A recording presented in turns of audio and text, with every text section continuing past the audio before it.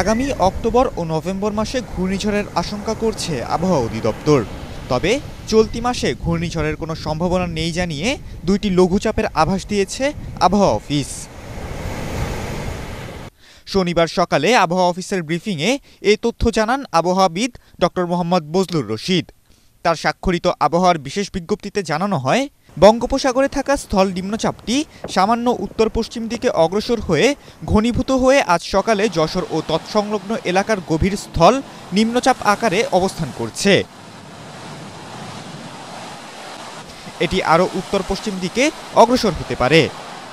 ব্রিফিংয়ে জানানো হয়, নিম্নচাপটির প্রভাবে আজ সারা দেশে বৃষ্টিপাত হবে, যা থাকবে আগামীকাল পর্যন্ত।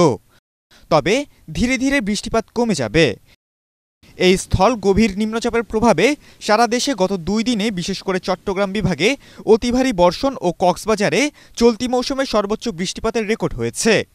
দেশের প্রতিটি সমুদ্র বন্দরকে দেখানো হয়েছে 3 নম্বর আর নদীবন্দরে দেখানো হয়েছে 2 নম্বর সতর্ক সংকেত, যা আগামীকাল পর্যন্ত বলবৎ থাকবে।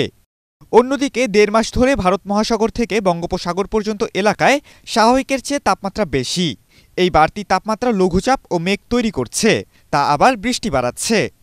250-টিরও বেশি ডিজাইন অপশন নিয়ে ওয়ালটন স্মার্ট ফ্রিজ, বোঝে আপনার প্রয়োজন। বাংলাদেশের আবহাওয়া অধিদপ্তর বলছে, আগামী 2 থেকে 3 দিন দেশের উপকূলীয় অঞ্চলে ভারী থেকে অতি ভারী বৃষ্টি হতে পারে। রাজধানী সহ দেশের অন্যান্য জায়গায়ও 2 দিন বৃষ্টি হওয়ার সম্ভাবনা রয়েছে। ঢাকায় হালকা থেকে মাঝারি বৃষ্টি হতে পারে। কক্সবাজার উপকূলে ভারী বৃষ্টির পেছনে ঘূর্ণিঝড় ইয়াগির প্রভাব রয়েছে বলে জানিয়েছে আবহাওয়া অধিদপ্তর। ঘূর্ণিঝড় ইয়াগি সপ্তাহখানেক আগে ভারত মহাসাগরে সৃষ্টি হয়। তা আঘাত হানে ভিয়েতনাম, চীন ও মিয়ানমারে। 3 দেশে তাণ্ডব চালিয়ে ঘূর্ণিঝড়টি আবার সাগরে নামে। তারপর তা প্রচুর মেঘ নিয়ে লঘুচাপ আকারে কক্সবাজার উপকূল দিয়ে বাংলাদেশে প্রবেশ করেছে। এর প্রভাবেই দেশের বিস্তীর্ণ এলাকা জুড়ে প্রচুর বৃষ্টি হচ্ছে।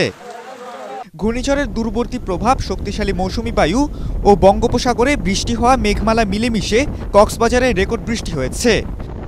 গত 24 ঘন্টায় কক্সবাজারে 501 মিলিমিটার বৃষ্টিপাত রেকর্ড করা হয়েছে।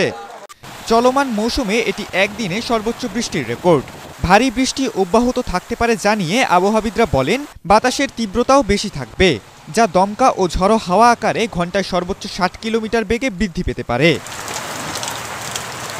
এদিকে ঝড়ো হাওয়া ও বৃষ্টির আশঙ্কায় দেশের সব সমুদ্রবন্দরকে 3 নম্বর ও উপকূলীয় নদ নদীগুলোকে 1 নম্বর সতর্ক সংকেত দেখাতে বলা হয়েছে। ভারী থেকে অতি ভারী বৃষ্টির কারণে চট্টগ্রামে পাহাড় ধসের আশঙ্কার কথাও জানিয়েছে আবহাওয়া অধিদপ্তর। খালিদুল ইসলাম তানভীর, এটিএন বাংলা।